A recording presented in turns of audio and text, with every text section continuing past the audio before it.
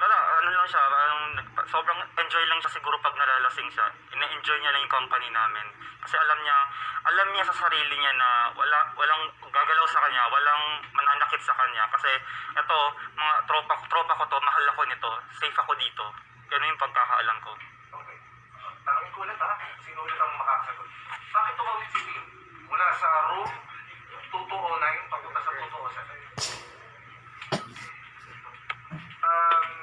Marami pong instances na tumawid si Tin from 2209 to 2207. First instance is kaming lahat ay pumunta sa 2207 kasi before the New Year Eve started, nag-gate crash kami sa kabilang room kasi may kasama kami na may friend sa kabilang room.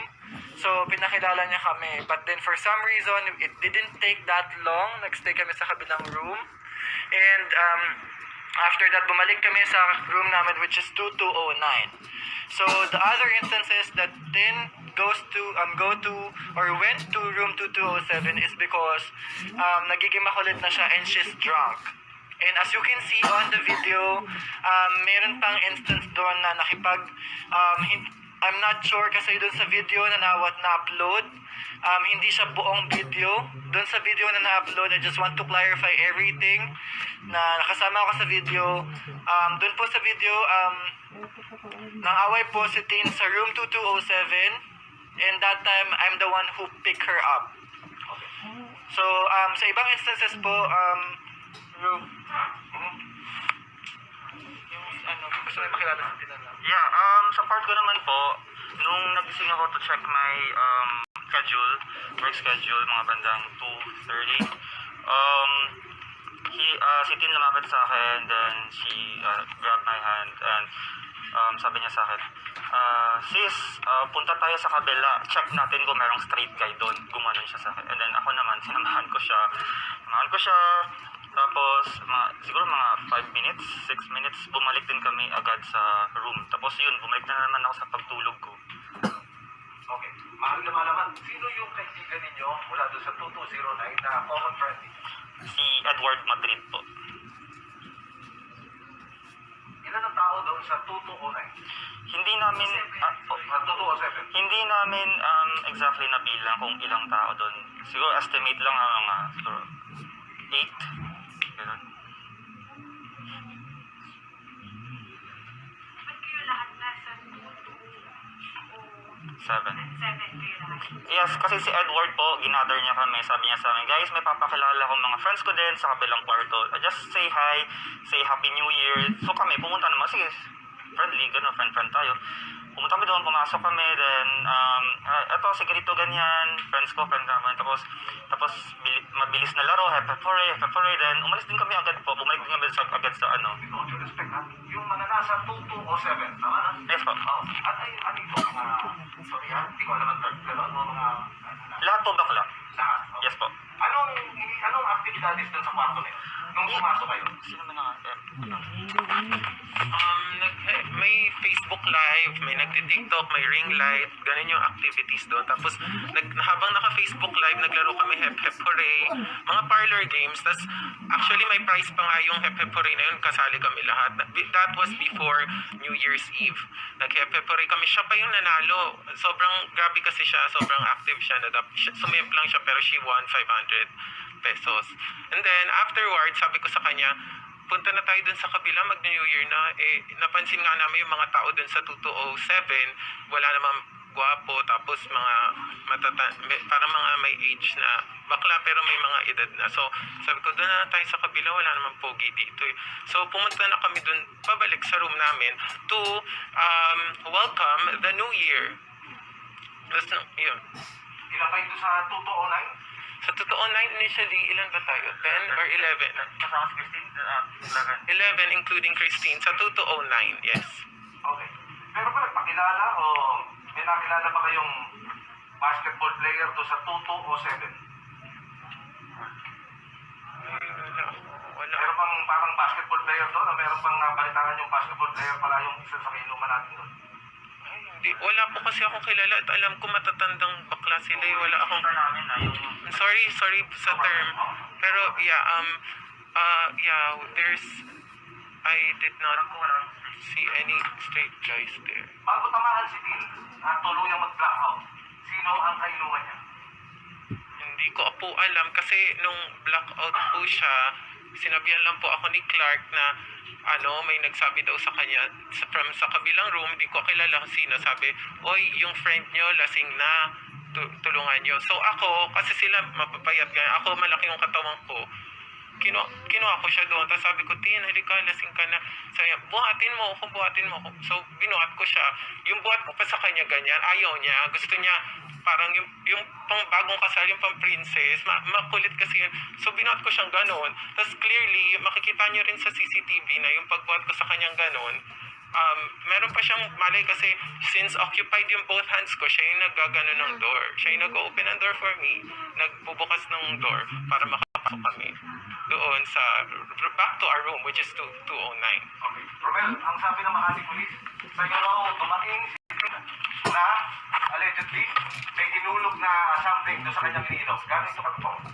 Yes po, nung gabing yun, tumabi siya sa akin, then sabi niya, sis, parang I feel something, parang naiiba yung pakiramdam ko. I think merong I think naglagay sa drink niya, sabi niya sa akin. Then sabi ko, who? And then sabi niya, I think Mark, gumanon siya sa akin, I think Mark. Then sabi ko lang sa kanya, GAGA, kung ano nung pinag-iisip mo, sabi ko, ewan ko sa'yo, gumagano na ako sa kanya. Then, tinad ako na siya, bumalik naman ako sa pagtulog. Yun, hindi ko na alam sulit na ano. May komento. Pakilala mo naman, sino itong Mark na ito, please? Mark Anthony Rosales. Kasama ba ito doon sa labing isang kasama niyong kinasuhan? Yes po. Anong sabi nito sa inyo? Siyempre, tatanungin niyo to, di ba? O, totoo ba? Nilulog ka ron? Anong sabi ni Mark sa inyo?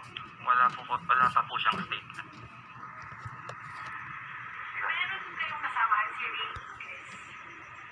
Kasama niyo rin siya sa room. Yes po. Meron bang balita kayo na allegedly daw ay kidnap siya ngayong after na namin? Sabi-sabi, pero nung kanina umaga pagising ko, meron siyang missed call dun sa messenger ko. So siya tumawag. Oo, siya tumawag. Anong sinabi niya na? Wala naman. Pero nag-send siya kanina lang ng parang Bible verse. Yun lang. May apologies sa tanong ko. But with her party box, Para sa akin po, ako sa sarili ko yun. Wala po. Kasi wala akong nakita. Wala akong kahit na nakita. yung iba ko. Wala. For me, wala. I believe walang party drugs kasi first of all, ako hindi naman ako nagkaganon. And yeah, ang usapan, inuman lang kami doon. Like that. So,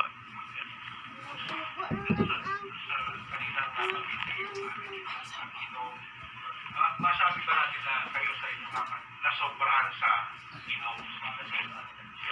feeling ko yes po. Ay hindi niya nakaya. Yes po.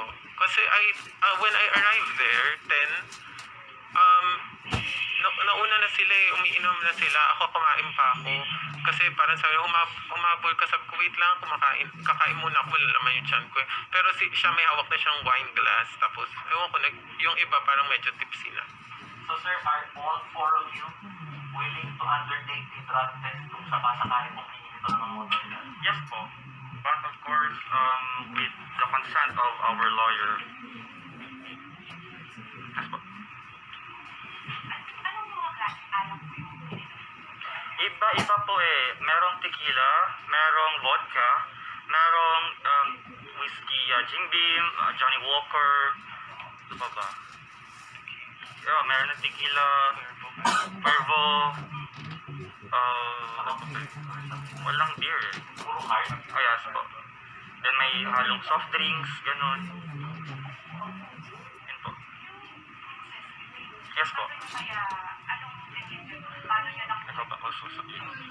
For the bruises, ang feeling ko sa legs, kasi when we saw Tin na nasa bathtub, tas tumawag si Gigo and tumawag si Gigo na medic. Nung dumating yung medic, kumuha sila ng wheelchair. Yung wheelchair na kinuhaan nila, walang leg assist. Walang, yung wheel lang, tapos upuan lang. Color black pa yon. Walang makabuhat kay Tin paupo sa chair kasi as we all know, scientifically, pag ang tao patay, bumibigat yan double their weight. Pero time na yun, warm pa siya, hindi pa siya malamig. Blackish pale yung lips niya. Tapos, ako na naman, since ako yung binuhat ko siya paupo dun sa wheelchair. Pero hindi siya maayos. Parang nakaslouch siya, nakastretch yung legs niya. Tapos, sinasabi nung walang ang leg assist. Sinasabi kailan may hahawak sa paa niya.